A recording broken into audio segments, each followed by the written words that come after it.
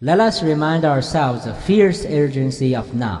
This is no time to engage in the luxury of silence or to take the tranquilizing drug of innocence. Now's the time to make real progress in science and religion. Now's the time to rise from the dark and desolate valley of mechanical and spiritless material world to the sunlit path of living universe. Now's the time to lift science and religion from the quicksand of arrogance, close-mindedness, intolerance, and hypocrisy to the solid rock of glorious path to truth. Now time to make freedom, equality, and opportunity to be heard a reality for all truth-seeking men and women. It would be fatal for the establishment of science and religion to overlook the urgency of the moment. This sweltering heat of many truth-seeking men and women's discontent will not pass until there is an invigorating atmosphere of freedom, equality, and opportunity to be heard in science religion. This is not an end, but a beginning. Those who hope that we will need a blow of steam and will soon be content will have a rude awakening if the establishment of science and religion return to their business as usual. There will be neither rest nor tranquility in science and religion until all truth-seeking men and women are granted their rights. The whirlwind of revolt will come to shake the establishment of science and religion until the bright day of freedom, equality, and opportunity to be heard emerges.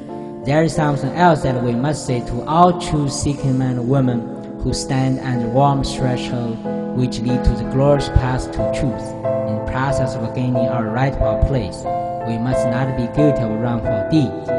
Let us not to seek satisfy our thirst for freedom, equality, and opportunity to be heard in the pursuit of truth by drinking from the cup of bitterness and hatred. We must forever conduct our struggle on the high plane of dignity and discipline. We must not allow our creative protest to degenerate into personal attacks or worse. Again and again, we must rise to the majestic heights of meeting negative forces with positive forces. The marvelous new rebel, which shall engulf the establishment of science and religion, must not lead us to a distrust of all scientists, theologians, and priests in the establishment. For many of them, as evidenced by their silence, have come to realize that their destiny is tied up with our destiny. They have to come to realize that their yearning for freedom, equality, and opportunity to be heard is inextricably bound to ours. We cannot walk alone. At this critical moment, we must also ask ourselves the soul-searching question: are we really for truth and the greater benefit of mankind, or our self-interests? And do we want to go down in history as hypocrites, or truth-seeking men and women? And so, as John F. Kennedy would urge, my fellow seekers of truth, ask not what mankind can do for you, but what can you do for mankind? As we walk, we must make the pledge that we shall always march ahead. We cannot turn back. There are those who ask, when you will be satisfied? We can never be satisfied as long as mankind is shortchanged by hypocrisy and repression in the establishment of science and religion. We can never be satisfied as long as our intellectual property, cultivated and harvested with sweat, cannot gain entries into the journals and electronic archive of science and religion guarded by the establishment. We can never be satisfied as long as the young generation of men and women are stripped of their inquiring mind and robbed of their intellectual freedom by science stating establishment science only. We cannot be satisfied as long as the scientist outside the establishment cannot get his paper published in a peer-reviewed journal, and the scientist in the establishment believes he has nothing for which to write. No, we're not satisfied, and we will not be satisfied until freedom, equality roll down like waters, and opportunity to be heard like a mighty stream. We're not unmindful that some among us have suffered great trials and tribulations. Some among us are still in the sophisticated environment of suppression. Some among us have just left from areas where their quest for truth left them battered by the storm of persecution and staggered by the wind of establishment tactic. Some of us have been veterans of creative suffering. Continue to work with the faith that unearned suffering is redemptive. Go back to your work. Go back to your study. Go back to your laboratory. Go back to your seminary. Go back to your place of worship. Go back to the backwater alternative science. Go back to the forgotten path of spirituality, knowing that somehow this situation will be changed. Let us not wallow in the valley of despair. We say to you today, fellow scientists, priests, theologians, and all truth-seeking men and women, so even though we face the difficulties of today and tomorrow, we still have a dream in the spirit of Martin Luther King Jr. It is a dream deeply rooted in the pursuit of truth and the struggle for the survival and advancement of mankind.